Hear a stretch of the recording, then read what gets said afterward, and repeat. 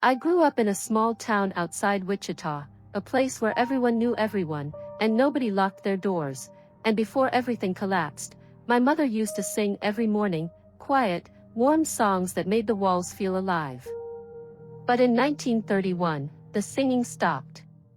Dad's job at the mill vanished first, then the mill itself vanished, then the people, like dust scattering when the wind turns mean.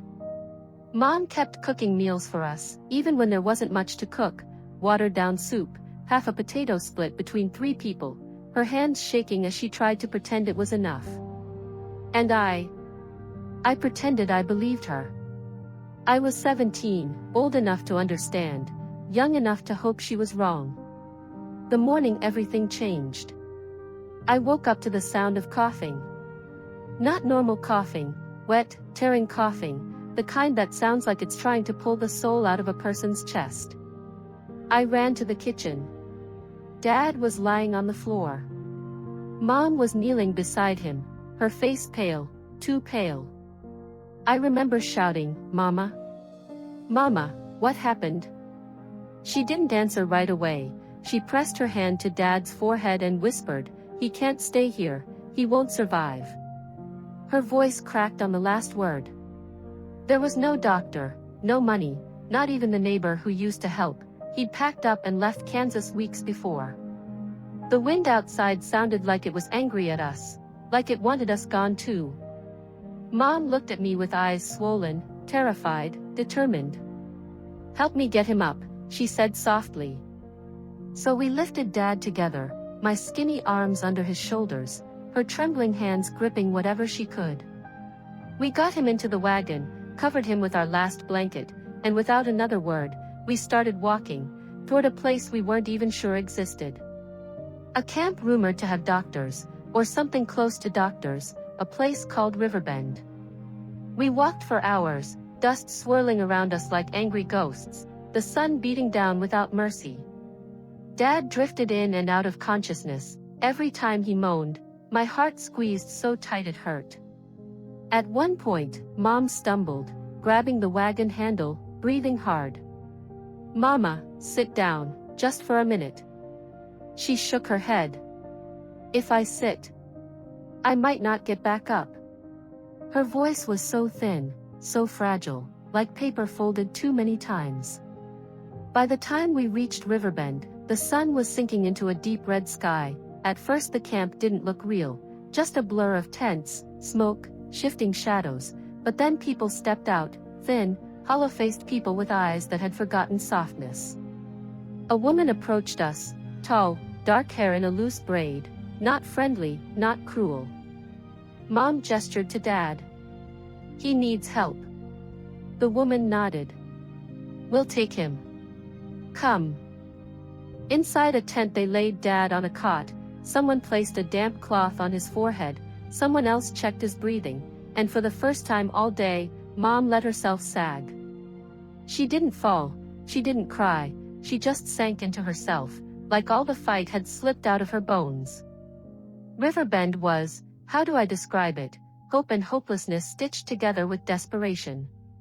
Families who'd lost everything, men searching for work that didn't exist, women holding children who cried without tears because even tears take strength. They gave us a tent, if you could call it that, patchwork cloth and rope, but it felt like shelter. A miracle. Mom sat beside Dad every waking moment, held his hand, whispered to him. I could tell she hadn't eaten properly in days, her cheeks hollow, her fingers cold. But she kept saying, "He'll get better, he has to." Deep down, I wasn't sure either of them would. On the 3rd day a man came to check Dad. Jonas, not a real doctor, none were left, just a former pharmacist doing what he could. He listened to Dad's breathing, pressed his chest, checked his pulse, then pulled Mom aside. I followed. His eyes were tired. "He's very weak, his lungs are failing. I'll do what I can, but he needs rest." Mom nodded, lips trembling. "Tell me what to do."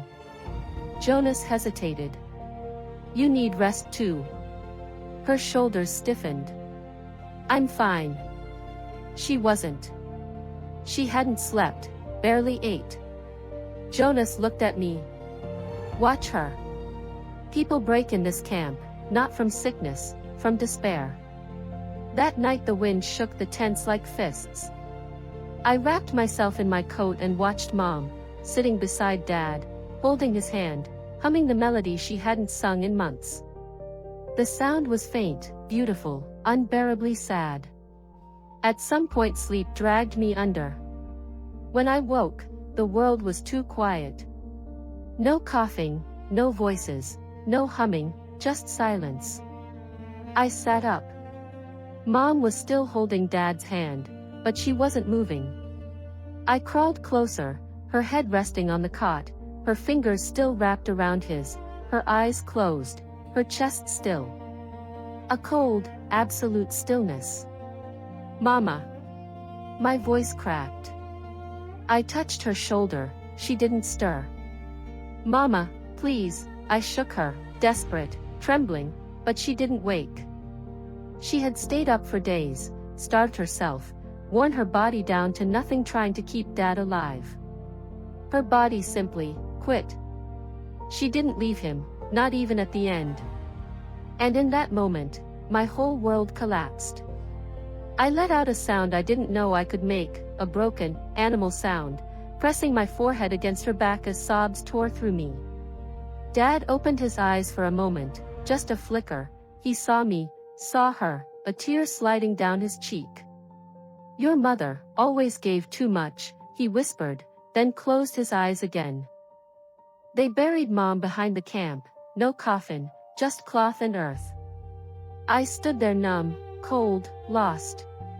When they lowered her down, something deep inside me cracked, a place I didn't know could break. Jonas rested a hand on my shoulder. You did everything you could. I shook my head. I couldn't believe him. Dad was too weak to attend, too weak to speak, too weak for anything but breathing. I sat with him afterward, held his hand the way Mom used to. Hours passed, and at sunset he whispered, live, for her, promise me. I swallowed hard. I promise. He nodded, and later that night, he slipped away too. Softly, gently, like a candle going out. They buried Dad next to Mom, and when the last handful of dirt fell, I wasn't a girl anymore. I wasn't 17. I wasn't anything. But I remembered his last words, live. So I stayed in Riverbend, worked, cleaned tents, fetched water, watched children, learned to sew, learned to patch clothes, learned to keep people warm with nothing. Months passed, then a year. I left in 1933, carrying only a small bag, and the memory of the two people who loved me more than life itself. And somehow, I kept living. People ask me, how did you survive losing both of them? And I tell them the truth. I didn't. Not all at once, not completely. I survived a little each day, woke up a little, breathed a little, because grief doesn't kill you fast, it just rearranges who you are. And the truth is, I still hear my mother's voice sometimes, in the wind, in the quiet, in the things she taught me without ever saying them. And every time I hear it, I remember the promise I made my father, live. So I do, for them, for me, for the girl I used to be.